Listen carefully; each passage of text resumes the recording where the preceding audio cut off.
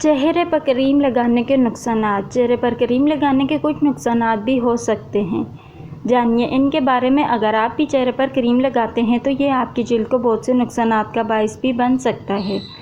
اس سے بچنے کے لیے آپ کو کریم لگانے کا صحیح طریقہ معلوم ہونا چاہیے۔ خوبصورت اور چمکدار جلد حاصل کرنے کے لیے خواتین اور لڑکیاں مختلف طریقے استعمال کرتی ہیں۔ اس کے لیے وہ گھریلو علاج سے لے کر مہنگی بیوٹی پروڈکٹ کا استعمال کرتی ہیں۔ جلد کی خوبصورتی کو بڑھانے کے لیے کریم کا استعمال صدیوں سے ہو رہا ہے۔ غذائیت سے بھرپور کریم چہرے پر لگانے سے جلد کو کئی طرح سے فائدہ ہوتا ہے۔ کریم خاص طور پر خشک جلد والوں کے لیے بہت فائدہ مند ہے۔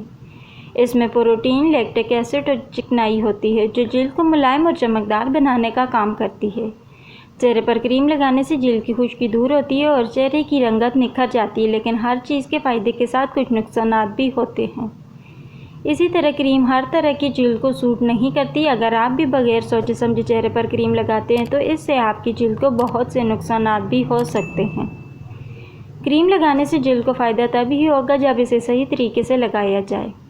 آئیے جانتے ہیں کہ چہرے پر کریم لگانے کے کیا نقصانات ہیں۔ محاسے، پمپل۔ چہرے پر کریم لگانے سے محاسے پڑ سکتے ہیں۔ اگر آپ کو پہلے سے ہی محاسوں اور ایکنی کا مسئلہ ہے تو چہرے پر کریم استعمال کرنا بند کر دیں۔ جن لوگوں کے محاسے ہوتے ہیں، کریم لگانے سے جلد پر زیادہ سیبم پیدا ہوتا ہے۔ اس سے جلد کے مسام بند ہو جاتے ہیں اور چہرے پر گندگی اور دھول جمع ہونا شروع ہو جائے گی۔ اس سے محاسوں کا مسئلہ بڑھ سکتا ہے۔ الرجی۔ چہرے پر کریم لگانے سے خارش، جلن ہو سکتی ہے، خاص طور پر جن لوگوں کی جلد بہت حساس ہے۔ انہیں چہرے پر کریم استعمال نہیں کرنا چاہیے۔ اگر کریم آپ کو سوٹ نہیں کرتی تو فائدے کے بجائے نقصان کا باعث بن سکتی ہے۔ اگر آپ چہرے پر کریم لگانا چاہتے ہیں تو اسے پیچ ٹیسٹ کرنے کے بعد ہی استعمال کریں۔ دھندلی جلد۔ چہرے پر کریم لگانے سے بھی دھندلی جلد کا مسئلہ ہو سکتا ہے۔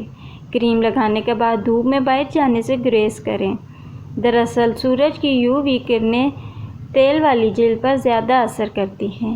کریم لگانے سے چہرے پر تیل کی تہ بن جاتی ہے۔ ایسی صورت میں چہرے پر کریم لگانے کے بعد دھوپ میں نکلنے سے چہرے پر ٹیننگ اور دھبے پڑ سکتے ہیں۔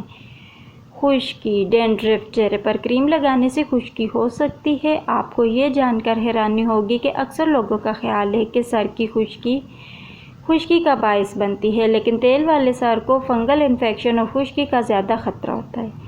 رگڑ لگانے سے سر کی جلد تیل بن سکتی ہے جو خشکی کا باعث بن سکتی ہے۔ چکنی جلد۔